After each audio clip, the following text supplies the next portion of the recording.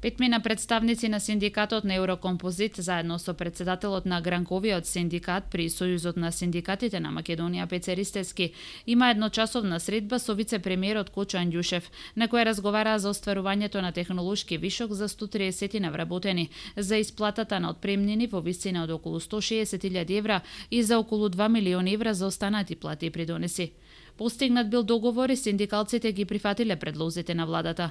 Во понеделник на седница на собранието на дневен ред да бидат и да се изгласаат дополнувањата на законот за технолошки вишок, кој се предлага да се пролонгира, зашто важеше до 15 септември и со него да бидат опфатени 130 навработени од Еврокомпозит за технолошки вишок.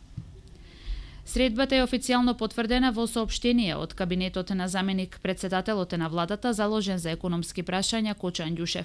Во него се вели дека Андјушев ги информирал синдикатот на Еврокомпозит 11 октомври Прилеп и синдикатот за индустрија, енергетика и рударство дека на 15 октомври Собранието на Република Македонија на дневен ред ќе го разгледа предлог законот за измена на законот за материјално обезбедување на невработени лица поради приватизација на предпријатијата со доминантна сопственост на државата.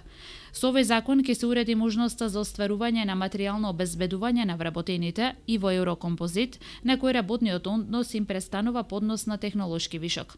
Владата во куз временски период, како што беше најавувано изминатиот период, ќе пристапела и кон обезбедување на стратешки партнер во постапка согласно законот за стечај и реорганизација на предпријатието во стечај со цел трајно решавање на состојбите во Еврокомпозит 11 октомври и продолжување на функционирањето на компанијата во согласно со принципите на пазарното работење.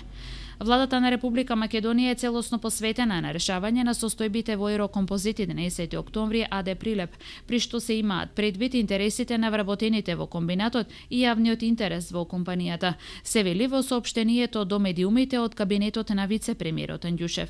Во меѓувреме договорено е 130 навработени да можат да се пријават во Бирото за вработување како технолошки вишок, каде ќе бидат 1 месец, а потоа ќе ги опфати законот за технолошки вишок до пензионирање. Потоа веднаш ќе се прави реорганизација пред стечај на компанијата, а идниот купувач да исплати се отпремнини за останати плати и придонеси во вкупна вредност од околу 2 милиони и 160.000 евра. Неофицијалните информации кои биле презентирани на синдикалците на Еврокомпозит навестувале дека имало тројца заинтересирани инвеститори, но нивните имиња не се откривале.